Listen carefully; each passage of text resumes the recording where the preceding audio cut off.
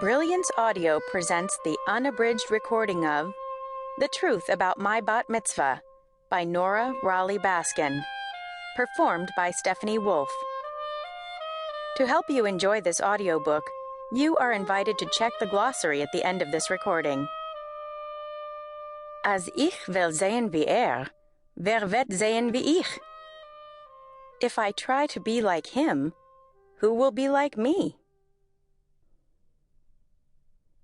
Chapter 1. The Funeral. I was doing okay right up until I got to the doorway and saw her coffin. My grandmother's body is inside there, I thought, and I couldn't take another step into that room. I stopped short and my dad nearly bumped into me. "Go on, Caroline," he said to me quietly. "Just walk inside and sit down." Since we were the immediate family, we had been waiting in a special room. Everyone else, all my grandmother's friends and, I suppose, lesser family members, were already sitting out there, in seats like pews. Sitting, talking quietly. Everyone looked sad, or at least serious.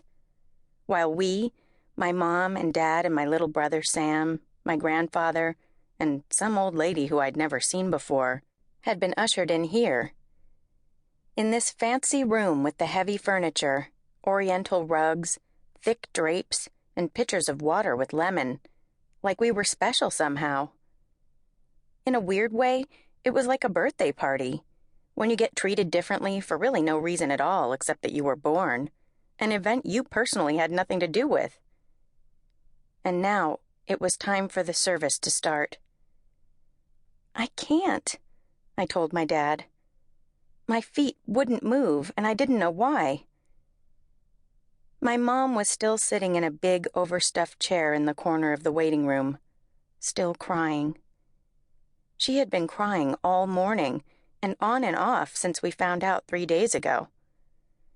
It was her mother, after all, my Nana. Even Sam was unusually quiet. Maybe he was just uncomfortable in his suit and tie. My dad bent down and whispered into my ear, "Caroline, she's not really in there." "What?" I turned to him, and for a second I thought this whole thing had been a big mistake. We were in the wrong funeral home, the wrong place altogether. My grandmother didn't die. She wasn't inside that big, long box. "Not really," my dad went on. "It's not her. Not the real Nana. Not the Nana you remember. Don't be afraid. Just take the first step. I am right next to you."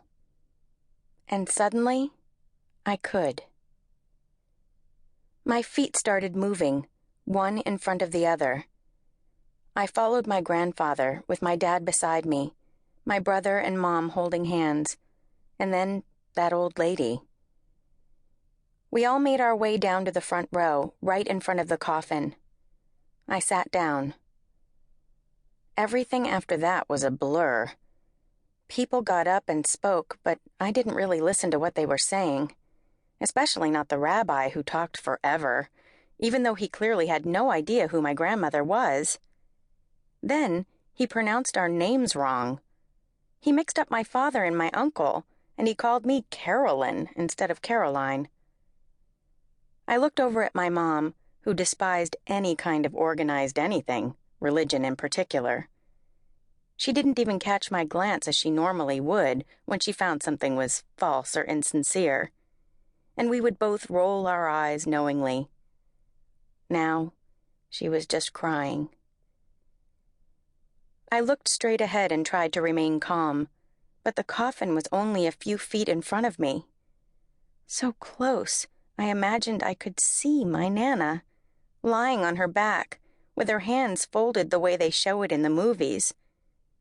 Only this wasn't a movie, and she really was in there, all closed up with a heavy wooden lid on top of her, so near to her face.